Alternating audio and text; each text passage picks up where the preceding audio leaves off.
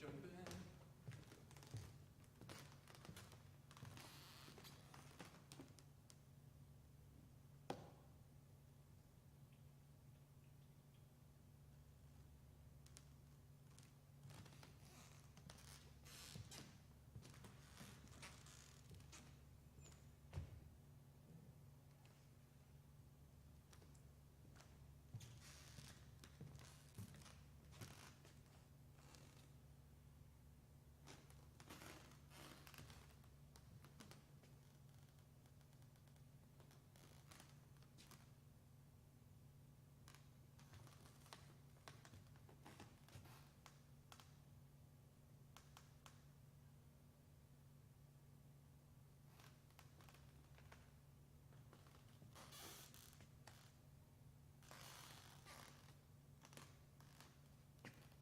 Did you say this, your presentation's roughly like 20-ish?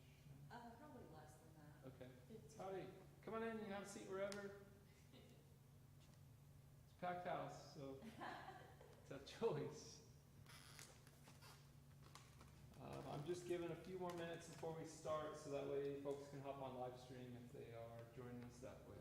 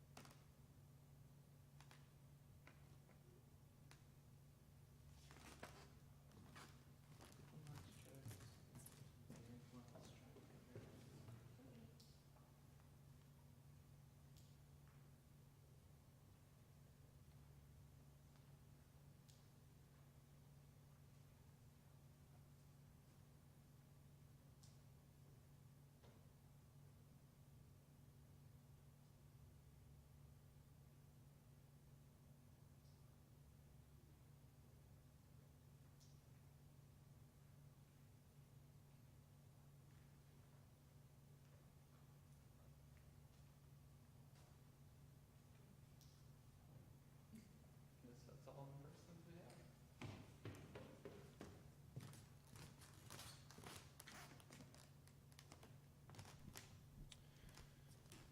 Let's see, we have a few people joining us on the live stream. So good evening. Thank you guys for coming out. I know it's a busy time of the year, so I appreciate all the time that you have to share with us. I'm Mike Will, if you're not sure. So those of you on live stream, I might be very tiny.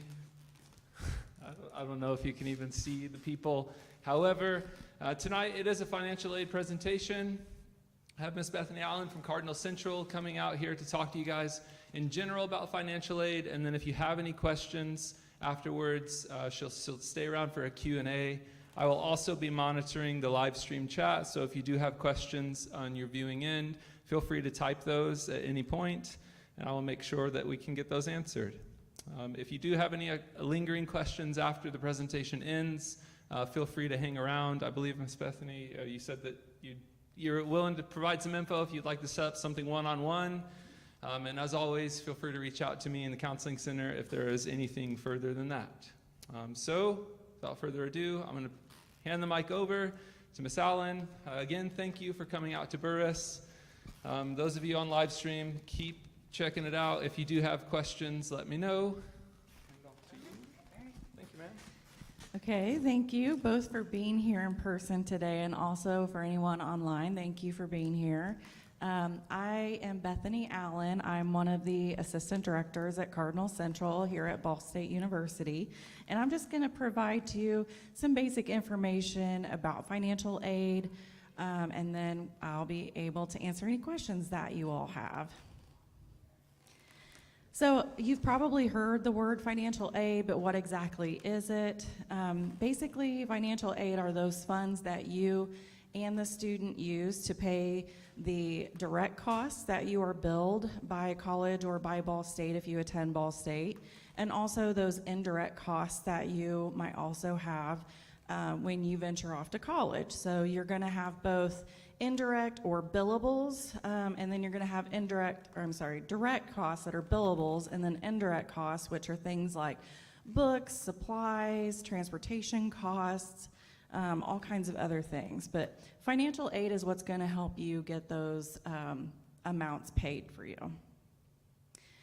So just a little bit of statistics for you. 97% of first-year students qualify for financial aid. So no matter what your situation is, most likely you do qualify for some sort of financial aid.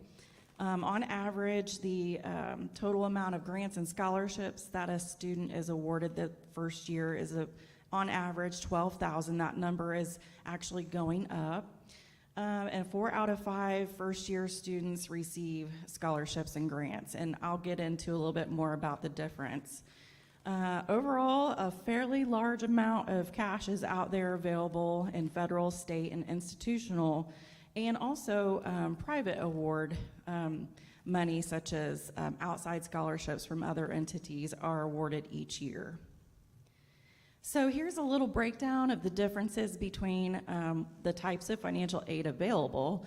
I would say the aid on the left, the gift aid, is the most popular and the most beneficial because it's gift aid, meaning you don't have to pay it back. So we want to find those scholarships, we want to find those grants, and we also have some military programs that if you are in the military or your parent is in the military or was, there may be some military programs available to help pay for your college.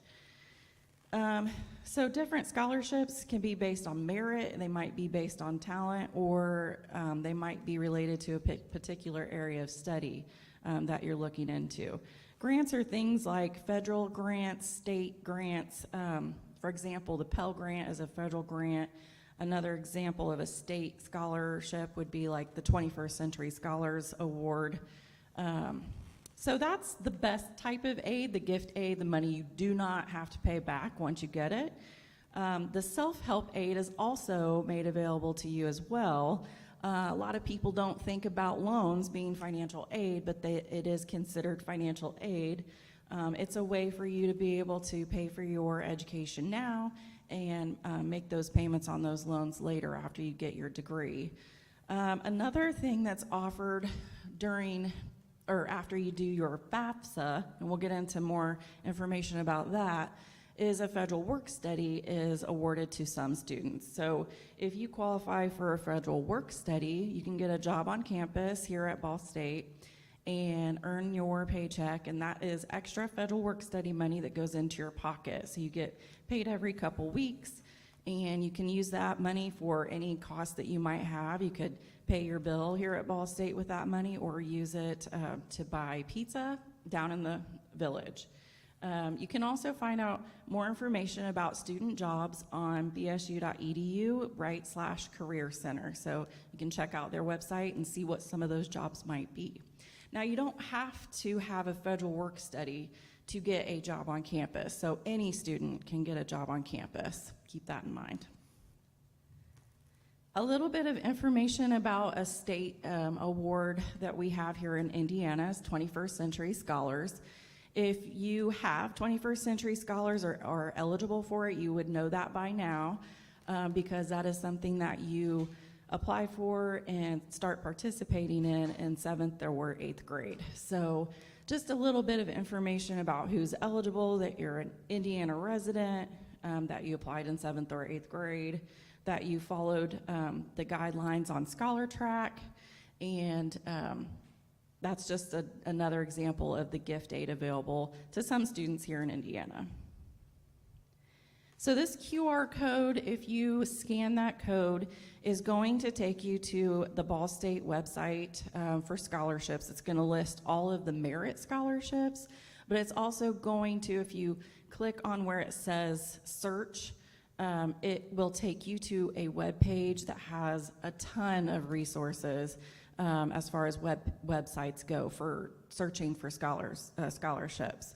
So I highly recommend checking out our scholarship webpage, clicking on that search tool, And then it gives you, there's a whole long list of websites that are reputable and easy to search on for outside scholarships. So your FAFSA, if you haven't already filed it, is still available to file by April 15th. It is your free application for federal student aid on studentaid.gov.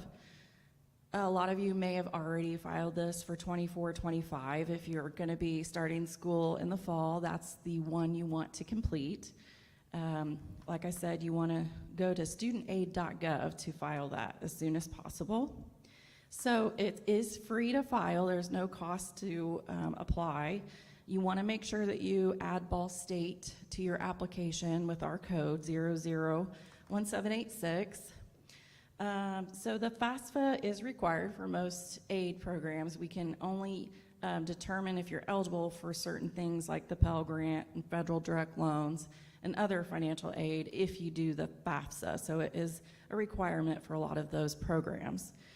And like I said, April 15th, which is right around the corner, everybody knows tax day, is the deadline to find out what you are most eligible for. You can still file your FAFSA after April 15th, but it's best if you can do it before then. That way you are made eligible for the maximum amount of aid. So when you do your FAFSA, it's going to help us determine and be able to offer you federal student loans. You will have to take action on your federal student loans if that's something you choose to do. The other aid, like the Pell, the 21st Century, those typically will apply to your account with you without you having to direct it to do so. But federal student loans are something that you don't automatically get put onto your account. You have to actively accept those. You can modify them for a smaller amount. If you don't want to take the full amount, you can take a smaller amount. Or you can decline them. If you absolutely do not want to use federal direct loans, you don't have to. If you do decide to use a federal loan, you do have to go to studentaid.gov for the first time around and complete loan entrance counseling and the master promissory note. Those are the two things on that website you have to do the first time you borrow for us to be able to process your loan and apply it to your account. Another thing that you are eligible for if you complete your FAFSA is a Parent Plus loan. So, well, I should say the parent is eligible. So the parent can go on to studentaid.gov and you can apply for a Parent Plus loan. It is a federal direct loan with the parent in the parent's name that is applied to the student's account here at Ball State. It's a decent interest rate. Right now it's 8.05%. The student direct loan is 5.5%. I didn't mention that at the last slide. But if you decide as the parent to help your student out and get a Parent Plus loan, you also have to go to the studentaid.gov website and complete a master promissory note. You do not have to do the loan entrance counseling. So as we probably all know or are aware, this 24-25 Better FAFSA has been a roller coaster. We are still waiting to get information from the Department of Education here at Ball State. So we do not have specifics for any of our incoming freshmen or continuing students that are coming back in the fall. So they have created, or someone has created this website. It's Wyatt. It is the getfafsahelp.org website. You can go there 24/7 and create an account. It's free, there's no obligation, and you can ask any kind of questions you have about this brand new Better FAFSA that's out there. A little bit more information if you like statistics. As far as federal aid goes, 40% of first-year students qualify for that wonderful Pell Grant, which currently is about $7,400 an academic year. 5,600 of our Ball State students receive that federal Pell Grant every year. And then first-generation students receive a lot of that Pell Grant. 43% of first-year students will get it. And we also put in here, there's well over 5,000. That figure is not accurate. It's definitely smaller, but there are over 5,000 jobs for students available on campus for those that do have federal work study and for those that don't. So those are available to you if you want to make a little extra money. So here's another really good QR code to scan.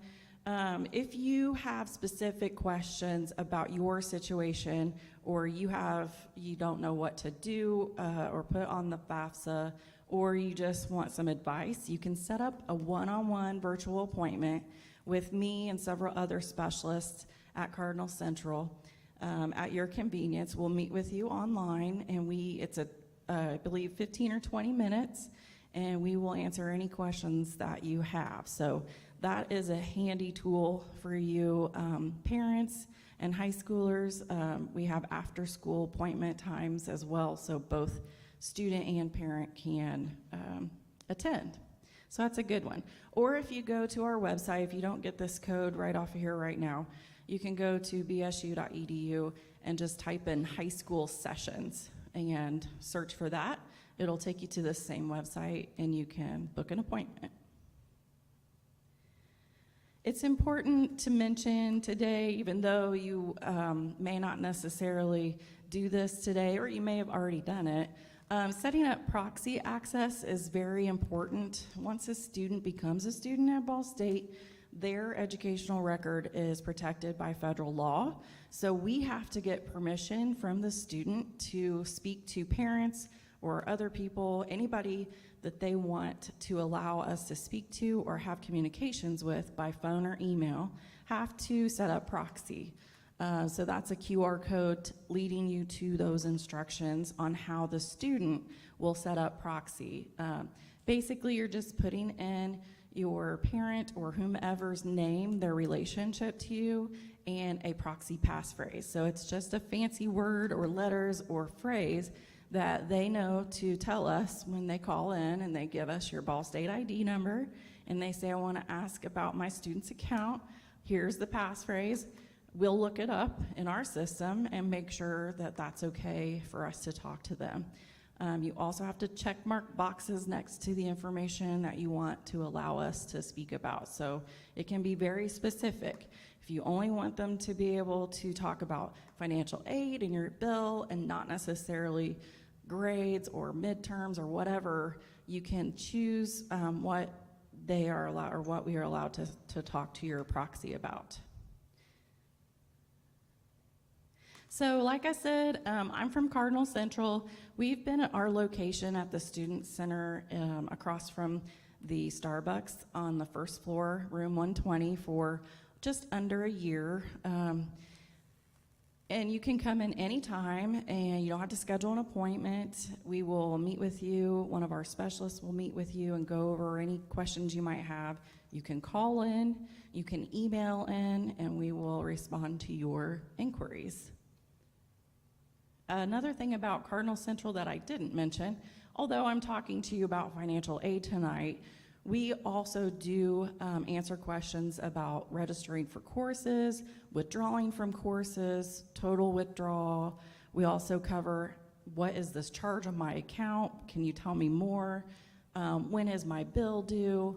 When will my aid hit my account? We will answer any questions about student financial services, so your bill or e-bill, financial aid, and then also registrar services as well. We also have a financial aid wellness advisor available to you at Ball State. His name is Evan Richter, and I believe there's a second person that's been brought on to Ball State to help with this as well.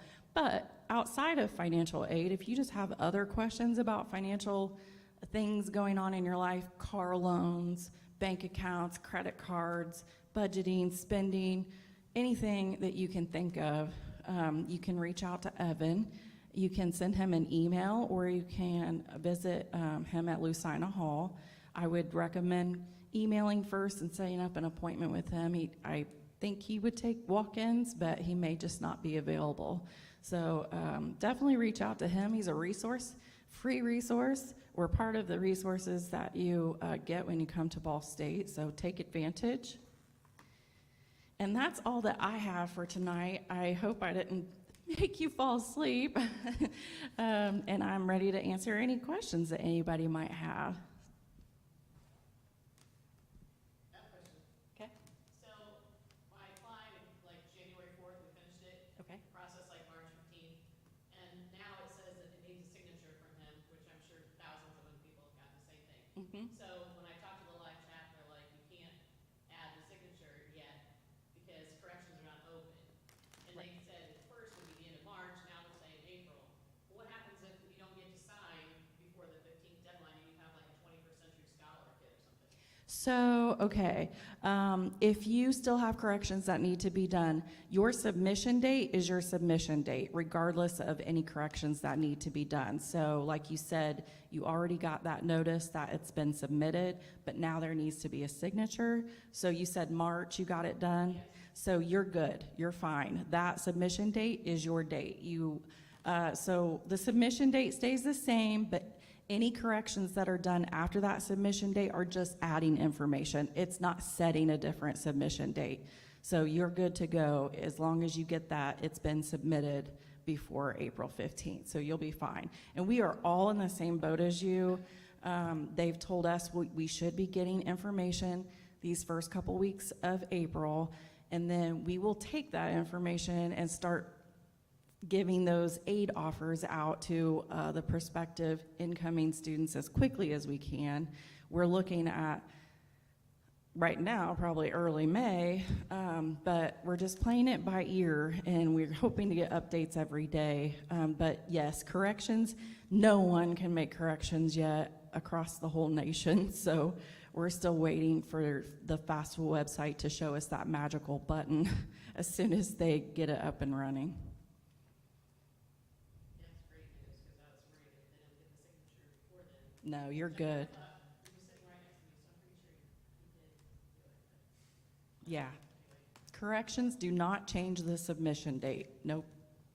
There's been a few students, though, that have come down and they say, it now says I need to sign, but it's grayed out. It says Yeah. provide signature, it's grayed out, you can't do anything with it. Yeah. it is confusing, right? Yeah. I didn't think of signature as a correction, I was thinking of this is an add-on, Right. but anyway, they said until they allow corrections to open, and they keep changing that date. Yeah. So the live chat person said, well, maybe Indiana will extend their deadline, like some states have. Yeah, so as far as I know, the Indiana deadline is still April 15th, but I'm with you. I've heard other states have extended it, but we have not been told by our state government yet if that has changed.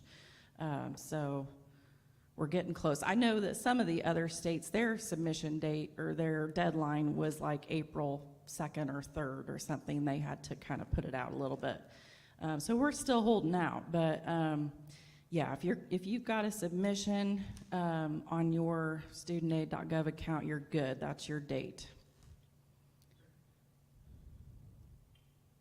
Trying to see if anyone in chat has questions. Doesn't look like it yet.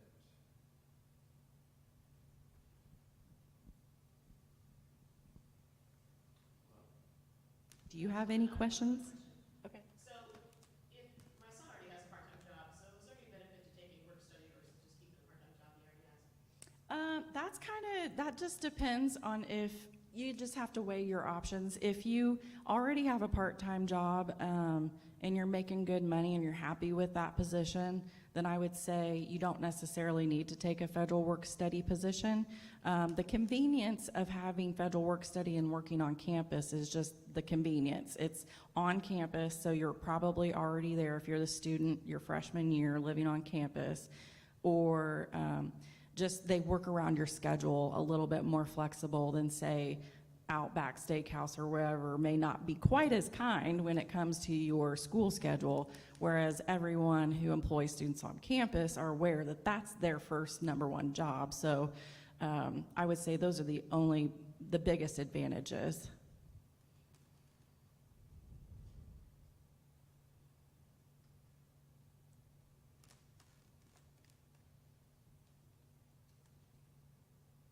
Just a few more minutes.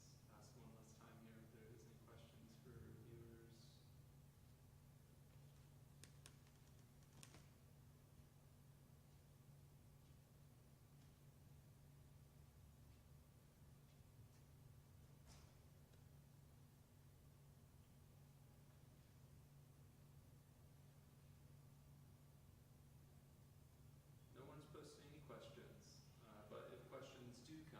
Mhm. Would you mind if I forwarded those along to you? That's fine, yeah. Just to try to make sure we have an expert to be able to talk on that. Yes, absolutely. Send your questions to Mr. Will. Well, Okay. thank you both. Thank you both for coming out. I appreciate it. Thank you, ma'am. Thank you both for coming out. Thank you for tuning in on the live stream. If you do have questions, by all means, send those to myself. I can always get in touch with Miss Allen to make sure that we have an expert to weigh in on the topic. If there was anything that you missed, if you tuned in late, when we close recording, it will go back. I will also go ahead and send out this PowerPoint to you all if you had trouble seeing anything, or if you need access to those QR codes, those of you who are on the live stream. If you do have questions, as always, please reach out to me. April 15th is still the deadline for FAFSA. As a reminder, if you're a 21st century scholar, you have to beat that April 15th deadline. And you heard a few times, as long as your submission date is ahead of that, you should be fine.